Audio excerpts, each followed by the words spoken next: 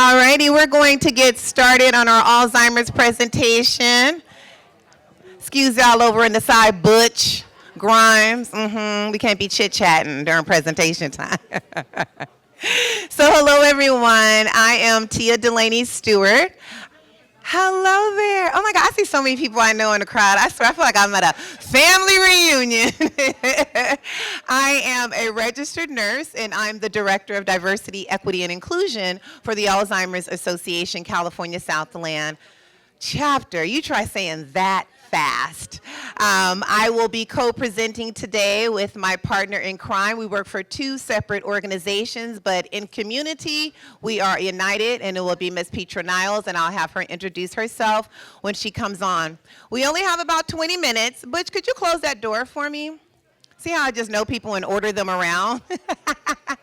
We only have about 20 minutes, so I want to make sure that we can cover as much as we can, but we want to leave time for question and answers at the end, and then we will have a booth outside.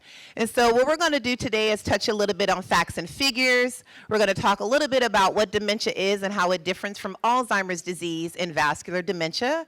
We're going to talk about some of the risk factors. Next slide.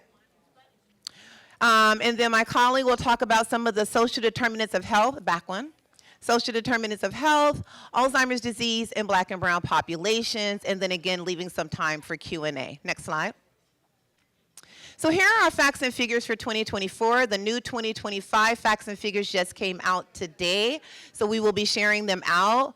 But what should stand out to all of us is that nearly 7 million folks are living with Alzheimer's disease in America. 7 million. And that number is expected to grow to 13 million by 2050 if we are not intentional in doing things to change that narrative. And we're going to talk about some ways that we can minimize our risk. The other thing that's important to know is this is just people that are living with Alzheimer's disease. It doesn't count Lewy body dementia, frontal temporal dementia, and vascular dementia, which really is plaguing the Black and brown community quite more than Alzheimer's disease, our research is showing. And that's why I'm going to make sure to spend a few minutes talking about vascular dementia. Does anyone know how many people in LA County, just in LA County, have been diagnosed with Alzheimer's disease? Anyone want to raise their hand and take a guess? In LA County. Go ahead.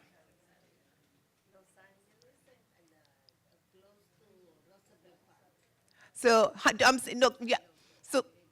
so the question is, do you know how many people have Alzheimer's disease in our county? No, it's a big number, huh? You're like, I don't know that one.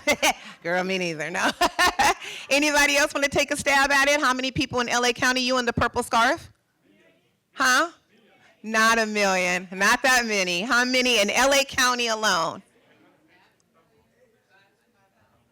No, those are good numbers, not good numbers, but good guesses. So in LA County, we have 190,000 folks that have been diagnosed with Alzheimer's disease.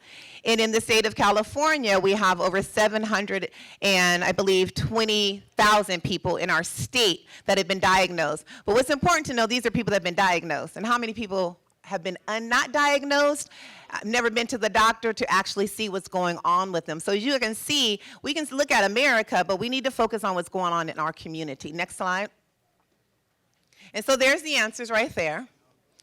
Now what stands out as well is that 22.1% of all California caregivers are caring for someone with Alzheimer's disease or dementia, which means that we have caregivers that are caring for folks with cancer, for their loved ones that are frail and elderly, but 22.1% of our caregivers are caring for someone with some form of dementia. So it could be that they have dementia and cancer, dementia and frail and elderly, dementia and heart disease. So not only do we need to have conversations around caring for those who are living with the disease, how to minimize our risk for developing all different types of dementia, but how are we supporting our caregivers in LA County? And what are we doing to make sure that they're staying healthy so they don't get on the track for developing dementia themselves?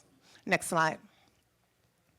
So a little bit about dementia. How many people know that dementia is not a diagnosis? It's not a diagnosis. I've been a nurse for a very long time in our community, and it really would make me angry because I'd see in charts diagnoses dementia. And people would say, oh, okay, my dad has dementia. but it's not a diagnosis. Dementia is a syndrome. It means that something is going on with the person functionally, behaviorally, cognitively, with their memory, with their reasoning, with their ability to think or function, but we don't know what. And it's up to our clinical team to determine what is causing this dementia. And this is where a lot of our clinicians fail us, because they just say you have dementia. It's like saying you just have a random type of cancer. If you don't know what type of dementia you have, you don't know how to treat it. So if you don't leave here with anything else today, please leave knowing if someone tells you your mom, your dad, your loved one has dementia, you pause them and you say, what type of dementia do they have? What type of testing do we need to do to get an accurate diagnosis? And because we have limited time, I won't go into that, but know that. Now, Alzheimer's disease is the most common type of dementia. So if someone's having cognitive impairments, memory loss, behavioral changes, most commonly it is caused by Alzheimer's disease. But you could have medication toxicity. As we age, our metabolism changes. You could be taking 10 milligrams of a medication, and now the medication is sitting in your body a little longer.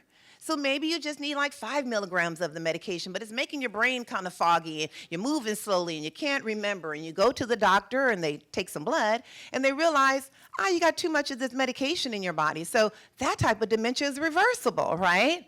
So we can't just say, mom or dad is confused, they have Alzheimer's, let's do nothing. We say, mom or dad is confused, having some issues with behaviors, let's take them to the doctor. All right, next slide. So this is what happens with Alzheimer's disease. Alzheimer's disease is not curable, not reversible, and only treatable now in its early stages, meaning if you don't know you have Alzheimer's disease in a very early stage, then the new medication that just came out to treat it doesn't work on you. So in our communities, we're not even being diagnosed to mid or late stage, so even these new treatments aren't effective for us. What happens to our brain when we have Alzheimer's disease is the neurons that are telling our bodies what to do, our brain cells are sending signals, move your arm, move your leg, breathe, blink your eyes, heartbeat. Those signals can't get through because these proteins are building up in our brain that are toxic, called amyloid and tau. And they're building up in our brain and preventing those signals to move. So when mom is saying, my brain is saying, I know I shouldn't touch that stove because it's hot, but that signal's not going. So you're like, why is my mom touching this hot stove? Well, your mom is thinking, I need to go out to go to work, but she retired 20 years ago because the part of her brain that allows her to reason is sending that signal, but it can't get to her. But the part of the brain that's saying, I'm going to work, is still functioning. So as you can see, the brain eventually, over time, begins to shrink. The brain cells begin to die. And this is a brain with advanced Alzheimer's disease compared to healthy brain. And so another thing I want you to take from here today, if this was a heart, you would tell people to not exercise. Oh, take care of John, give him a walker because his heart is diseased. If these were lungs, you would say they need oxygen or they need a nebulizer or breathing treatment because their lungs are diseased. We treat them differently. But this is someone's brain with Alzheimer's disease. So we need to understand that mom, dad, husband, wife is going to behave differently. It's inevitable that they do, and so we have to engage with them differently. And it's really hard to expect the same behaviors from someone you love and been loving all your life because you really can't see the changes in the brain. But no, this is what's happening, and they cannot change this, so we have to work on changing our engagement, and this is ways that the Alzheimer's Association and Alzheimer's LA can help you to do so. Next slide. So I want to talk a few minutes about vascular dementia because what we're seeing more and more in research is that Black and brown folks are not having Alzheimer's disease. They're having vascular dementia. Now this is good and bad. It's bad because vascular dementia slowly declines and, is not reversible. But it's good because there's a lot of things we can do with vascular dementia to minimize our risk. So we look at vascular dementia as impaired cardiovascular flow, right? Your blood is flowing all through your body, to your brain, to your toes, and it needs good oxygen, right? It needs a lot of good oxygen and nutrients. So everything you eat, everything you breathe, everything you swallow goes to your brain as well. But we don't think about that. We think about our waistline. So eventually we get high blood pressure and diabetes and heart disease and obesity. So that blood flow to our brain is impaired.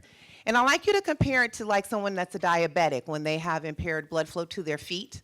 They lose a toe, they lose a foot, they lose part of their leg. That is what's happening in your brain with vascular dementia because of poor cardiovascular health. You just don't see it. for about 8 to 20 years. And then presto bango, we start noticing repeating themselves, forgetfulness. So if we know this is happening for about an 8 to 20 year span, guess what? If we manage our high blood pressure, our heart disease, our diabetes, we can minimize our risk for vascular dementia, because now that very few, but more Black and brown folks are getting involved in clinical trials and research, what we're seeing is we're not seeing the amyloid and tau the same on their brains. Next slide. I love that. So here are some non-modifiable risk factors. These are things we can't change except for your age. I've been 27 for a long time, y'all. But other than that, these are things we can't change. So age is the #1 risk factor for Alzheimer's disease. After 65, every 5 years, your risk for developing Alzheimer's disease increases. So if you know you're over 65, if you know you have a genetic connection, women, 2/3 of those with Alzheimer's disease are women. Black people have a higher propensity for developing Alzheimer's disease and other dementias. Now, you know that might be related to the other slide, right? But Alzheimer's disease, folks with Alzheimer's disease, Black people are 2 times more likely to develop it, and Hispanic Latino Americans are 1.5 times more likely to develop it.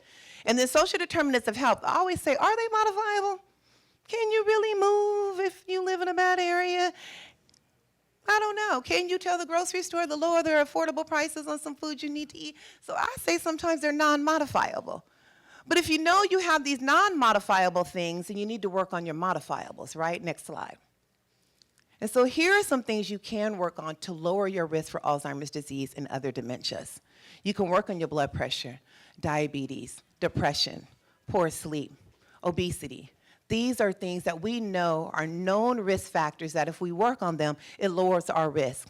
For sleep, if we can sleep 7 to 8 hours a night, good sleep, not napping, wake up feeling rested, you can lower your risk for Alzheimer's disease by almost 40%, 40.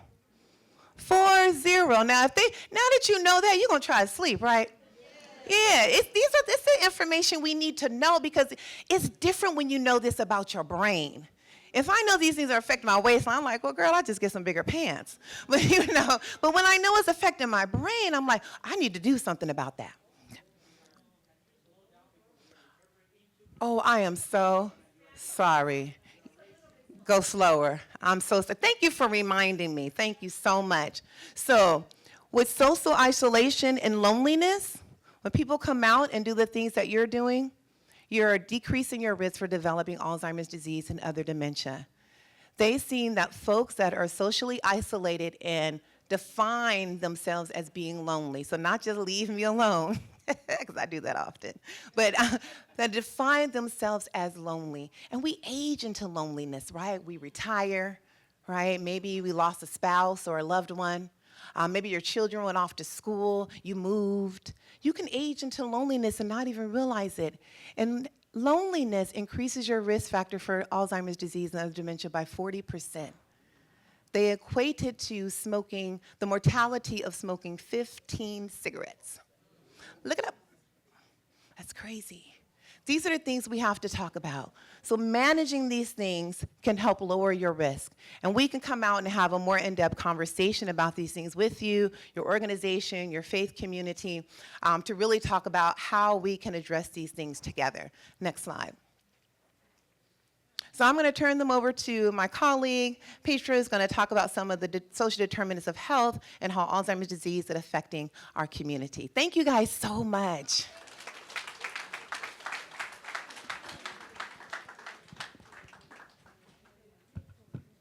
Thank you, Tia. Thank you, everyone, for being here. We appreciate this. My name is Petra, and I'm a gerontologist. I studied aging, and it's been an interesting journey. You're going to hear some of the things that she said, and I'm going to revisit those, as well as we're going to end on some hope. There is hope. After hearing the bad news, there is hope. Why are Black and brown people in our communities at high risk for Alzheimer's disease? There are some reasons why. Some of you know them, some of you may learn something new today, but they've already been mentioned. Raise your hand if you have a family member or family members with high blood pressure.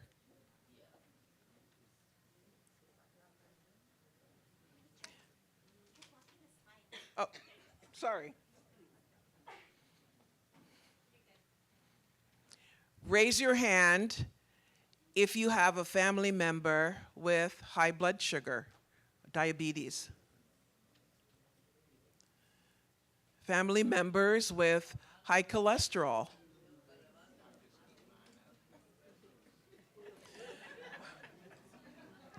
Raise your hand if you know your numbers, those three numbers.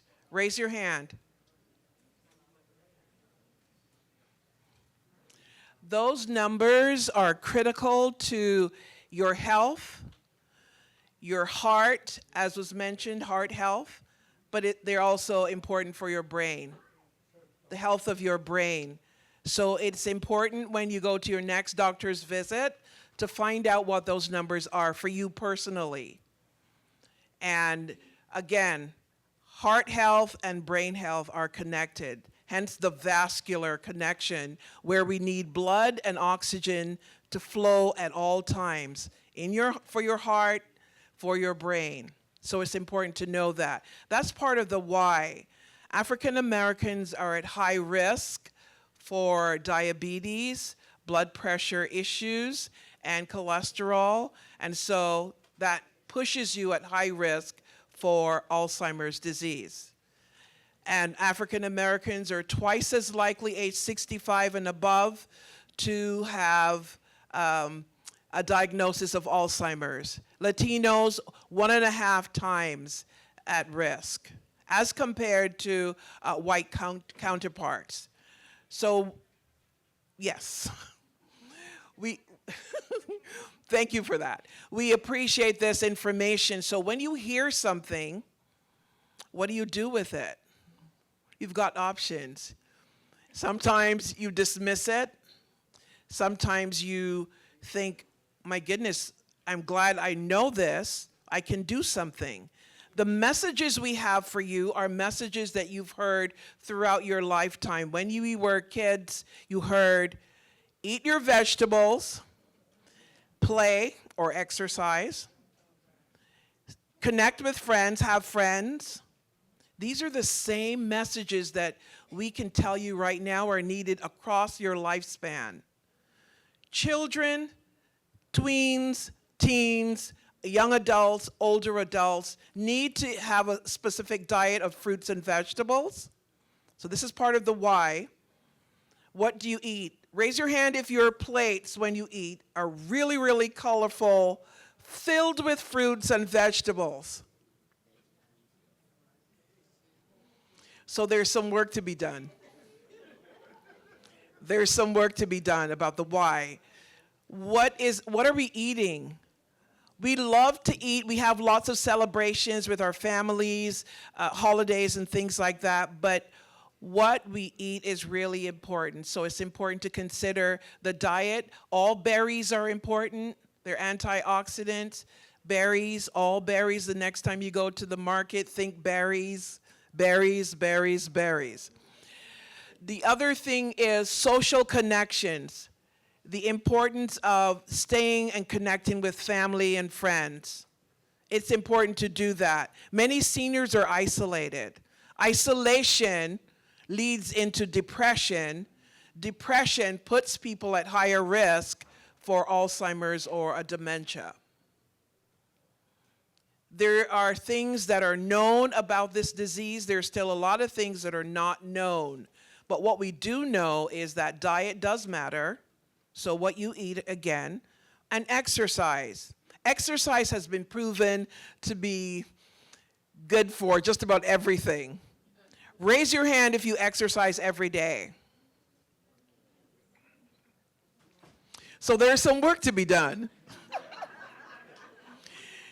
One of the things that you don't have to pay to go to a gym, but if you go to the market, and do you need to park right next to the door?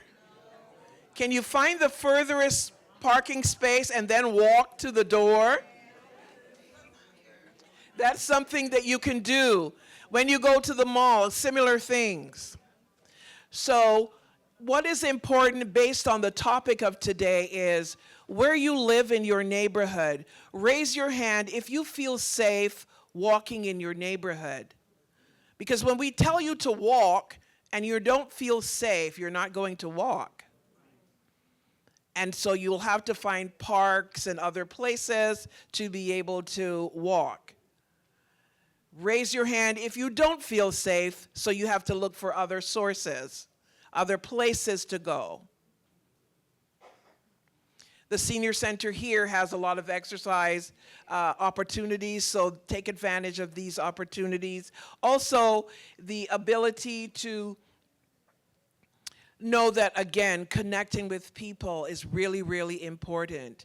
If you have medications, and that was mentioned, and you take medications, it's important to note that medications can interact with each other. So it's important to have a medication review to see if the medications are interacting and causing any memory problems or potential risk for falls. If you fall and you hit your head, that could potentially lead to a memory loss. And so it's really, really important even for this. Right here in front of me, in your home, is your home safe? Do you have things on the ground at home that could cause you to fall? And so that's important to make sure that your home is safe. We want you to consider that. So that's the why. Again, the why. Family history, the foods that you eat. So we want you to keep your recipes. Your recipes are wonderful, I'm sure. But what are some things that you can do to make some changes in your recipes? Example, macaroni and cheese. How many people love that? But does it have to have 6 cheeses? 4? Because each cheese will have its amount of sodium, which all adds up. It looks beautiful, it tastes amazing, but the sodium, which leads to vascular problems ongoing. So these are the kinds of critical thinking that we have to do, but we can make changes. And when you make changes, you can make changes for the entire family. So that the next holiday, we just had Easter. What's the next holiday? Any holiday coming up? Yes. Memorial Day and Mother's Day. All of these holidays, if you go out to eat or if you're preparing meals in your home, consider the sodium, consider the sugar content. And these are simple things that you can do. Raise your hand if you're going to try that. Consider the sodium, consider the sugar, create wonderful recipes for your family. Again, you're going to pass down some things now. You get to do that. Your grandparents maybe passed down some recipes, but now you can make a change for healthier options. And that's part of the hope, that you can still have your recipes, but make some changes that are really important for your health. Again, direct connections have been made with Alzheimer's for diabetes. There was a documentary, Dr. Sanjay Gupta, who said Alzheimer's is diabetes number 3. Which is really, really difficult to hear because there's so many people with diabetes. But we know that you can reduce your risk, as was shared earlier. You can reduce your risk. We share these messages, but we're speaking to ourselves first. And then we speak to you because we have to do the same thing. So it's important for us to make sure that we tell you that there is hope. Raise your hand if you did not exercise. Don't think about exercising, but realize you need to exercise.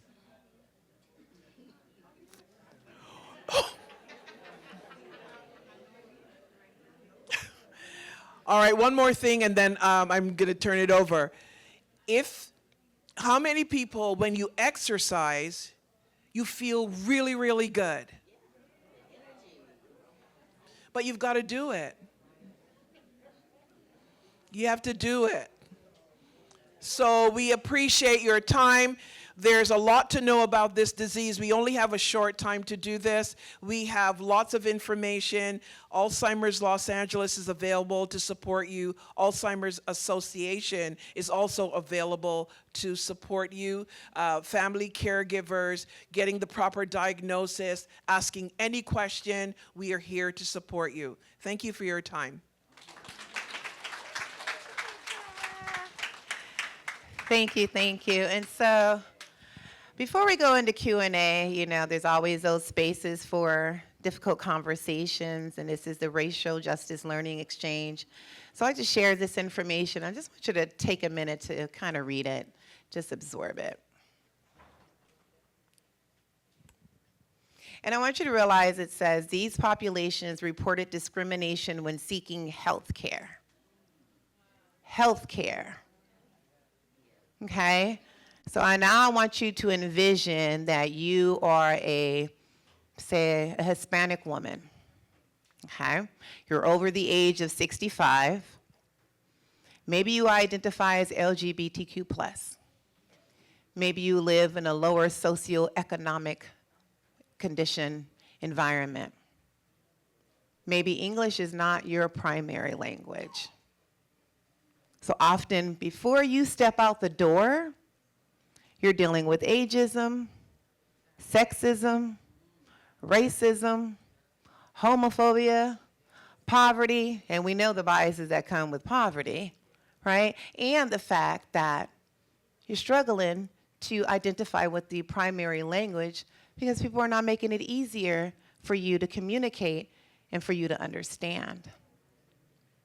So do you think this woman is comfortable talking to her physician and her clinical team about the fact that she is losing her memory? No, because the doctors spent about 8 to 13 minutes with her at max, telling her things about her condition of high blood pressure or diabetes or whatever it is she's going to the doctor to see, not really having a conversation with him. And I'm a nurse, so I can talk about my clinical team. And oftentimes in communities where we have a higher poverty rate and lower socioeconomic status, we're not getting the best care. And sometimes it's not the clinicians, sometimes it's just like they have so many patients lined up, so they're just seeing you. And they're so geared to just telling you what they think you need to hear, they're not asking you questions. And so this woman that I just described to you is not gonna say, by the way, I'm getting a little forgetful.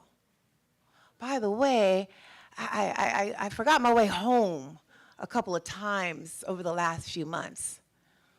By the way, I forgot where I put my purse and my keys a few times. We're not doing that because we're already experiencing so much discrimination in just getting general health care that getting care for Alzheimer's disease and dementia is a huge challenge. And so we have to work better together in thinking about our elected officials, and boy, I say that today like, wow.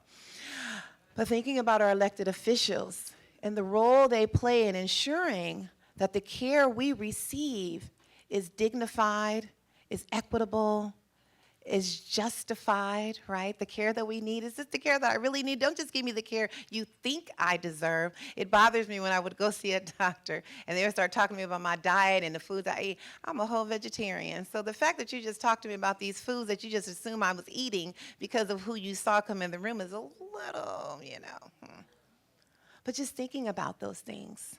Thinking about the barriers that exist in our community that are minimizing our ability to get great health care. Where are there health care facilities? Are the doctors and nurses and clinicians that look like us, that speak our language?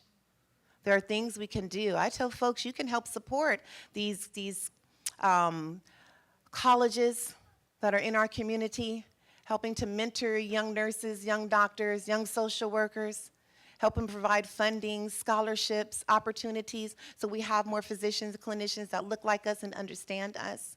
But there's a lot that we can do because this is one of the issues.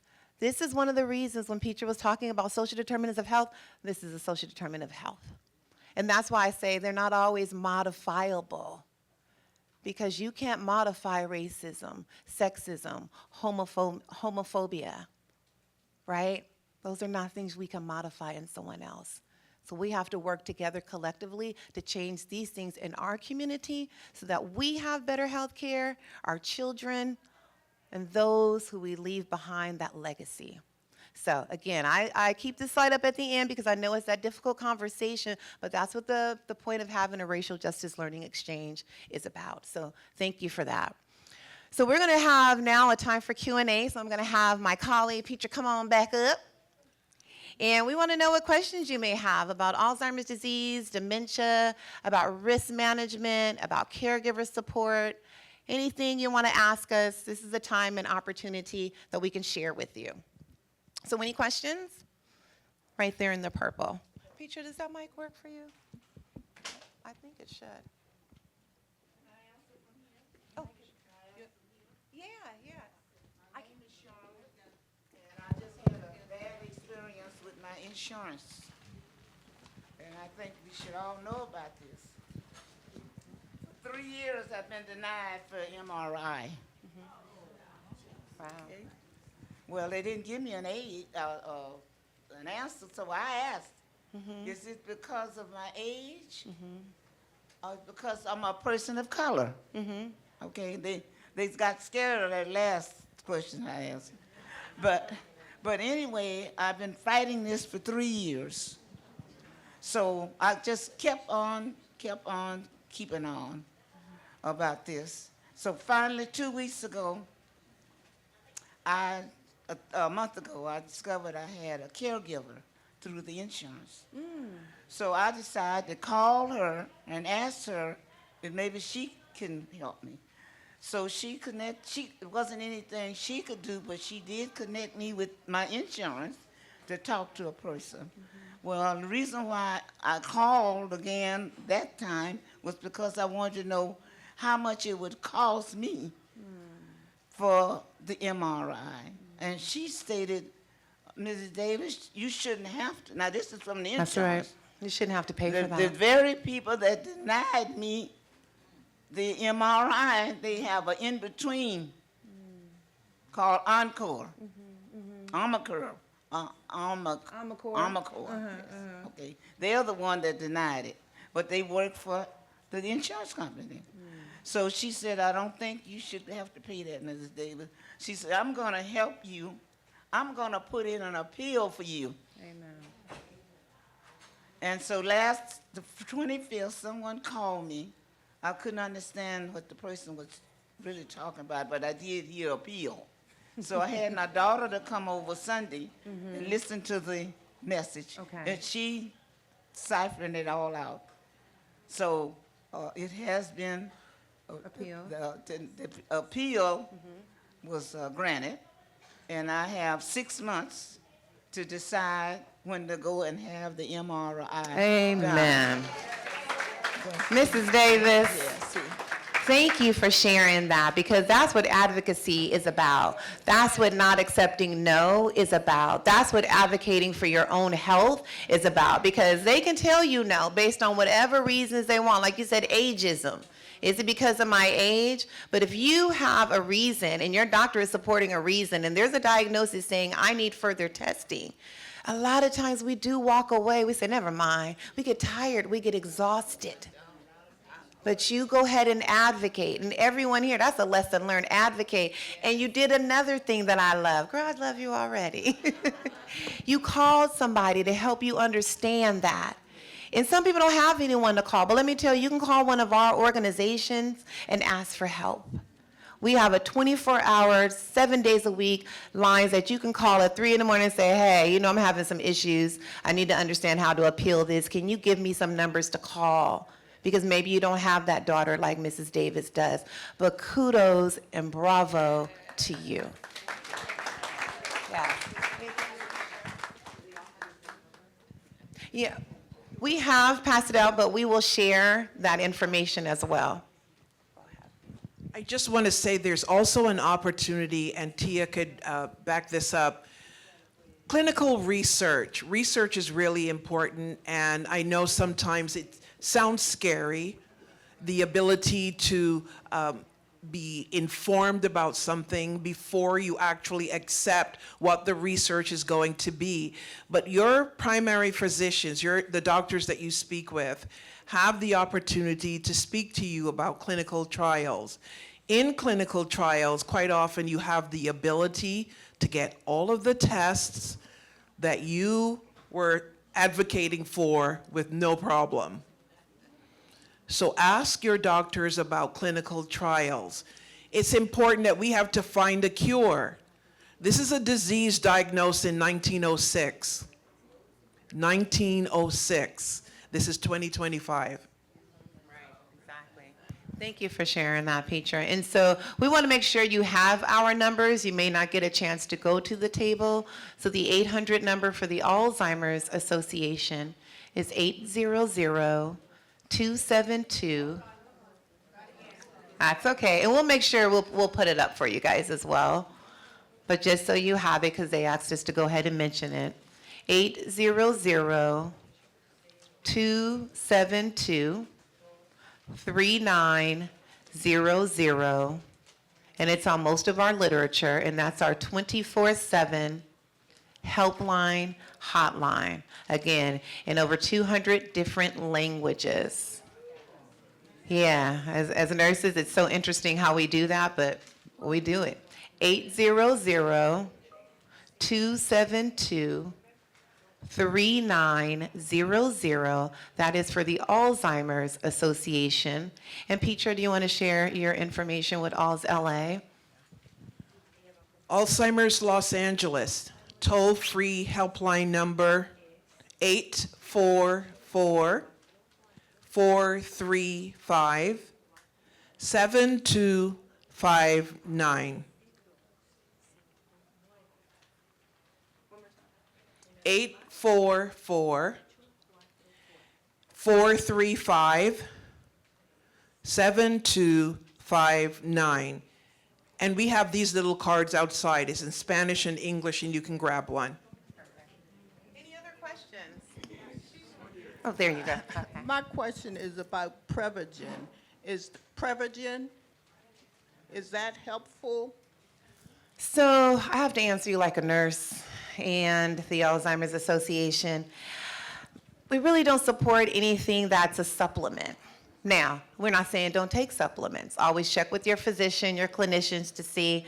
But we only really support medications that have gone through the trials and been approved to use. So there are a lot of supplements out there. Just make sure you talk to your physician and make sure they're not interacting with other medications you may be taking. And do your research, because there is a lot of fraud and scam out there with folks. Now, let me tell you, if they promise you this pill gonna increase your memory and make you think better, well, bring me one, because I haven't found it. But again, as a nurse, I do believe in supplements, and I don't take any medications. I use a lot of natural homeopathic treatments, but you have to check with your physician and make sure that's okay for you. Good question. Another question in the back. Yes, I'm Dennis Taylor, and I have a question. At what age do you start looking into Alzheimer's, or what's the typical signs that I can look for? I love that. That's a great question. So I'm going to answer that twofold and see what my colleague Petra has to say. So I say two ways. One is early age. I don't care if it's 16. You need to start doing those things we call modifiable risk factors. Because again, we're seeing in Black and brown folks more vascular dementia than Alzheimer's disease. So thinking about, are you eating healthy? Are you sleeping? Are you managing your weight? Are you exercising? Are you stimulating your brain with activity? So those are the first things, right? But your cognitive assessment should be based on a couple of things in your history. Do you have a history of folks in your, in your family that have Alzheimer's disease or dementia? If they've been diagnosed? If not, then okay. But if you have a history, especially on your maternal side, so your mama's side, okay? So if you got a mama and an auntie and a grandma, like me, 4, grandmother, and all 3 of her sisters on my father's side. Okay, so if you have that type of history, then you're like, oh, increased risk. If you are a black person, oh, increased risk. If you're a woman, oh, increased risk. So you're looking at all your risk factors. And so if your risk factors are a little lower, then you can start, say, about 50 years old. You know, if you're not showing any signs or symptoms, like Petra was saying, getting your baseline of all your numbers, and somebody can do a mini cog on you. A mini cog is just a verbal test with your physician, just some questions. They're like, why you want a mini cog? Just so I have a baseline, so that in 10 years from now, when you do that mini cog, we can see that it looks the same, right? But most health insurances are not going to cover those actual scans and things that you need unless you actually are showing some signs and symptoms or you're over a certain age. So with Medicare, once you're a Medicare recipient, you can get a wellness check every year. And it comes with a mental mini-cog assessment as well, a cognitive assessment that's part of your Medicare. And in the state of California, we're very lucky. We are very progressive. If you have Medi-Cal, then also you can get a wellness exam every year with that mini-cog assessment. So I know I added a lot, but I just wanted to take your question and make sure it applied to others. But great question. Anything you want to add to that, Petra? Knowing your blood pressure and keeping track of that, it's really, really important to do. It's something that people don't always keep track of, but it's really, how many people have a blood pressure monitor in your home? How many people are using it? And let me tell you a little bit about your blood pressure, because I do these things not to scare you, but I know as a nurse educator, I have to tell my people why. Because when I tell my kids, why, you know, they always ask me why. So why do you want to keep your blood pressure low? How does that affect your brain? Does anybody know? What happens when your blood pressure goes up? A stroke. But what is happening before the stroke? Because by then it's a little too late. No, your brain is inflamed. Every time your blood pressure is up systolically, that top number, now they tell you 130 is okay. It's not. I want you to be in that 120 range. I'll give you 125 on a good day. But when it's 130, 140, 150, 160, your brain is inflamed. And when your brain is inflamed, you are not having good blood flow to your brain. And you are increasing your risk for Alzheimer's disease and other dementia. So now, when your brain is inflamed, when your blood pressure is up, you're going to be like, ooh, my brain is inflamed.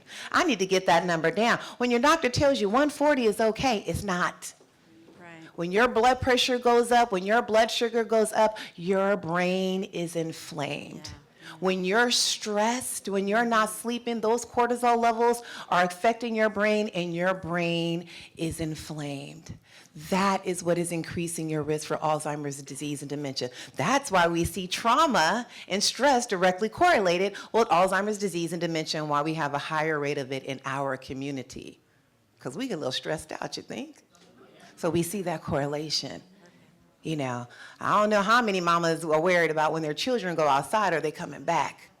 Are their brothers going to be okay just walking through the grocery store? That's stress and trauma that's affecting your brain. Your brain gets inflamed. Next question. Yeah, so that's really good that she got that MRI, because my experience with my mother, they said she had dementia. They just jumped to the conclusion she had Alzheimer's and put her on Alzheimer's medication without looking at the proper studies, and she actually got worse. And so then I got involved. I'm like, well, where's the studies at? And it turned out she didn't have Alzheimer's. She had vascular dementia. So they had put her on the wrong thing, and she actually got worse. So I'm just saying the importance of getting the studies and diagnosis, and don't let them jump to the conclusion. Like you said, more black and brown people have vascular dementia, and that's what she had. So, and that's another reason to have somebody advocate for you and look at it. I was totally embarrassed because I didn't know the doctor didn't look at what he should have looked at.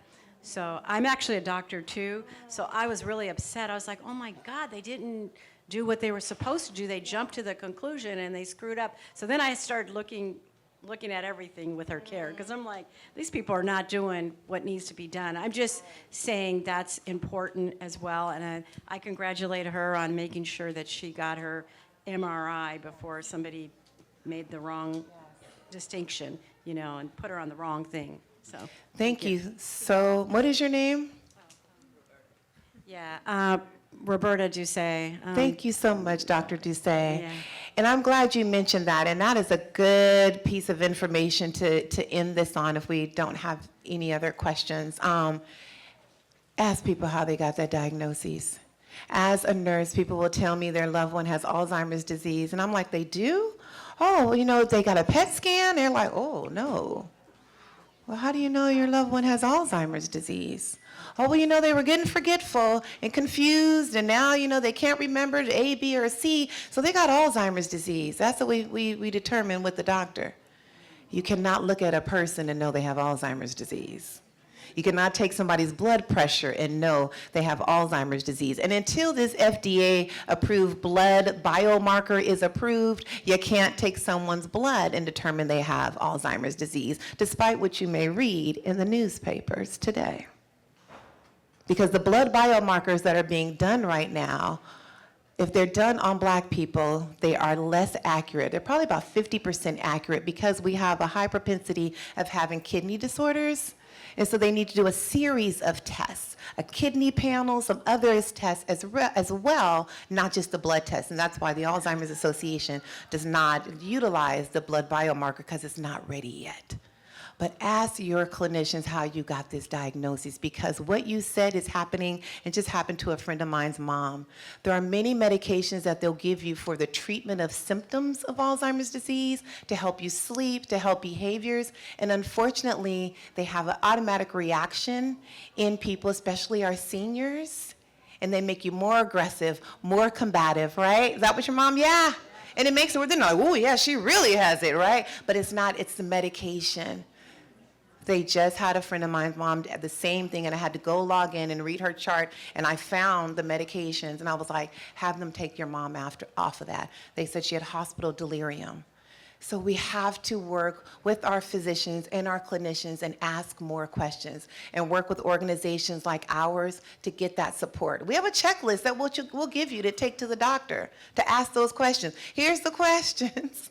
Or I tell people, and many people, like I said, it's a family reunion for me. I see so many people in the audience, they know they can call me. And I will tell you, I will text you some questions. I've had girlfriends call me from the bathroom. Girl, I'm here with my mom at the hospital. What am I supposed to say?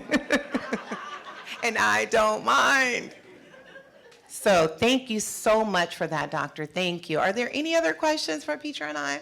There's one more in the back.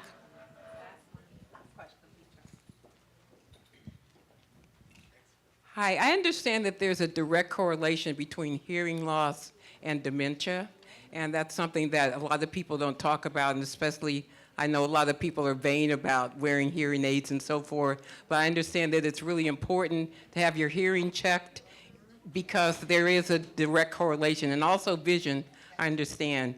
And I just had a comment about the environment, the environmental issues. And something that I'm hearing right now that's really terrifying to me is that the autopsies that they're doing on people now, that they're discovering that we have microscopic plastic particles in our brains and in our livers and kidneys. And it's been 100% certain with every person that they've done all autopsies on. And that I don't know if there's a correlation between the buildup of amyloids in your brain and plastic particles in your brain, but I think it's a possibility. And so I just want to tell everybody here that we need to be good stewards for our environment, and we need to get plastic out of our lives as much as possible and do whatever we can in a small way to improve our environment, and also, if all possible, not to live in neighborhoods where the air quality is bad and so forth, because all of those things contribute. Thank you, Ms. Maxine. You gave the question and the answer, but we all live in Los Angeles and we all see the air, the quality, so. So there is a direct correlation between hearing and dementia, and we don't talk about it a lot, and I'm so glad you brought that up because this is where advocacy really kicks in and we get those legislative leaders on their toes. So as we age, just after 55, 65, 75, we lose some of our hearing. It just happens to us. And these are people that are not born hearing impaired, right? So there's a study that was done out of Harvard many years ago that shows as you lose your hearing, the more hearing impaired you are, the higher your risk for Alzheimer's disease increases. And so especially when you have severe hearing impairment, your risk for Alzheimer's disease is almost 5 times. Now, I just said after 65 and 75, right? So what type of insurance do most people have that are over 65 and 75? Medicare. What do you need if you have hearing loss caused by age to hear better? Medicare doesn't cover hearing aids unless you have Medicare Advantage or a Medicare Advantage plan. Something wrong with those dots connecting, right? People don't like to see me coming because I just bring up things they don't want me to talk about. But this is why we do have a Medicare Hearing Aid Act of 2025 that's right now on the floor. So you can look and see who in Congress in our community is backing that bill. I know one of the assemblymen out in Redondo Beach is one who's on the Ways and Means Committee, I believe, and he's supporting it. But this is how community advocacy works. So they brought this to the board in 2023 and it didn't fly. Why wouldn't you want older people to have hearing aids? It can decrease their dementia risk. We just saw those numbers in the beginning that the numbers for Alzheimer's disease and dementia are increasing. You see what I mean about connecting these dots? So thank you for bringing that up. And if you do wear a hearing aid, guess what? If you put that hearing aid on before those brain cells die, those brain cells go, oh my God, I was working so hard helping Mrs. Jones here. I can go back over here and help her remember. And then that brain fog will clear up and that cognitive impairment might not all be gone. So put them hearing aids on, girls and boys. We're trying to be cute. And thank you so much for your time today. Petra, Tia. Everyone, thank you to Petra and Tia who did an amazing job of doing a really great presentation. I know you all are hungry, probably in need of a snack, so we're almost getting ready to release you to the resource fair. But before we do that, I wanted to introduce you to our wonderful colleagues from the Department of Aging and Disability. We have Cynthia and Christina, who are going to tell you a little bit more about the LA Found program. For those of you who are not familiar, it's a tracking bracelet that I'll let them tell you more about it. So here you go. Thank you. Thank you so much. Good afternoon, everyone. My name is Cynthia Lopez Paz, and I'm the manager over the LA Found program with the Aging and Disabilities Department. How many of you have a loved one that has either been impacted by Alzheimer's or dementia? Okay. Has that person ever tried to wander away from their home? Okay. That's what our program does. Our program helps the caregivers and families of individuals with Alzheimer's and dementia that are prone to wandering. And just to let you know, 60% of individuals with Alzheimer will wander away at some point in their lives, and about 50% of individuals with autism as well. So as our autism populations age, their chances of wandering away will increase. They are also more susceptible to early onset dementia, which can happen anywhere between 40 to 50 years of age. So I'm gonna stop talking right now. I'm gonna let one of my subject matter experts, Christina Michiraggio, tell you more about our program and how we're changing the lives of individuals impacted by this disease. Thank you, Cynthia. Hi, I'm Christina. Nice to see everyone. So Project Lifesaver, has anyone ever heard of that before? No? Angel Sense. Yes. Those are 2 types of tracking devices, but there's quite a few more. Is anybody using a tracking device now? Anybody who maybe is putting that on someone else? So the importance of these devices are that they help to keep someone safe, right? It's about safely reuniting everyone back home and with their families. So when our program started, which was in 2018, to be able to start helping families and working with those who do have Alzheimer's, dementia, and autism, as well as other cognitive impairments.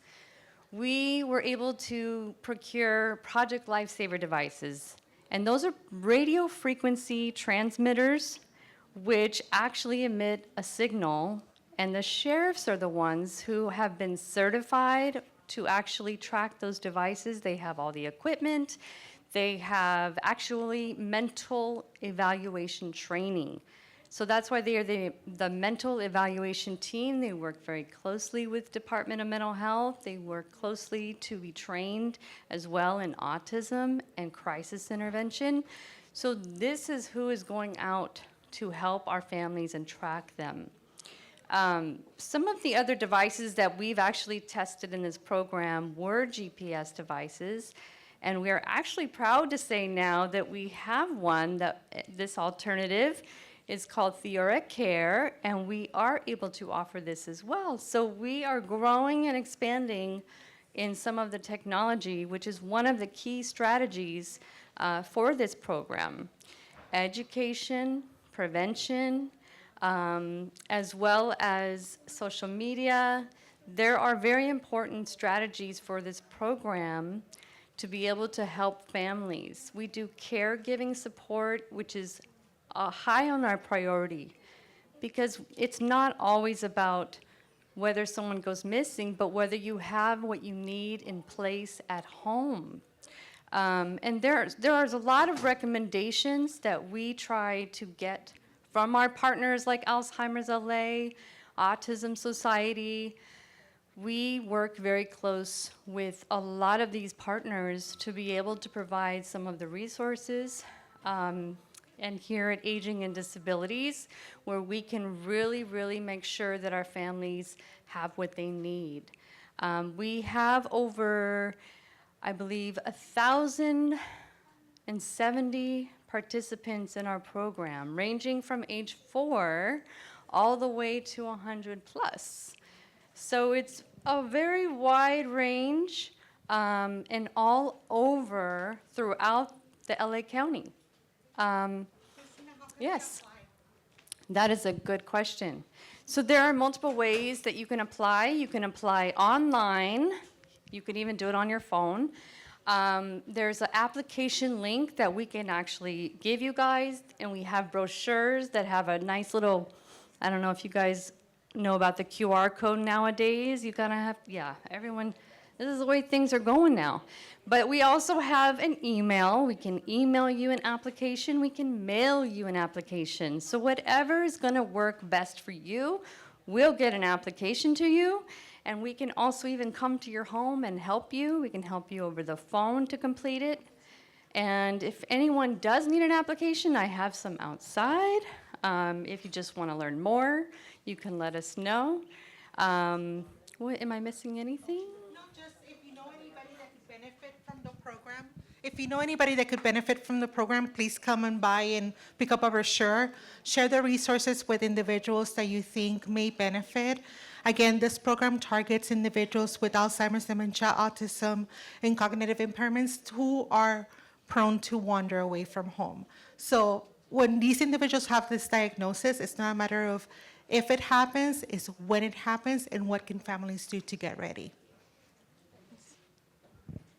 All right, are there any questions?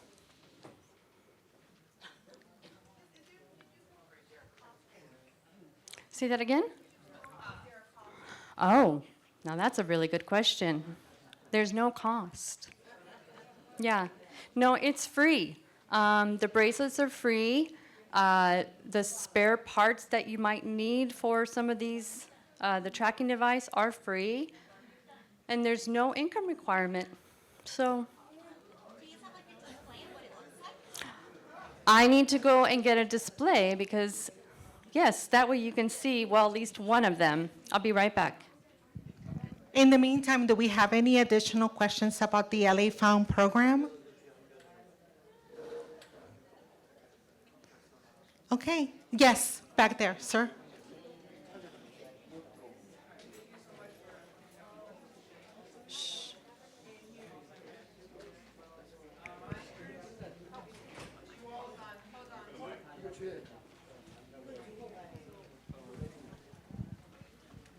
Just want to say thank you again for joining us, and also to the Alzheimer's advocacy folks as well. I'm just curious, we're from SEIU 2015. I'm here with some of our members. And I'm curious if you all do like organizational visits, because I'm sure we'd love to host you, as well as the Alzheimer's Association folks at some point. So that's just a quick question.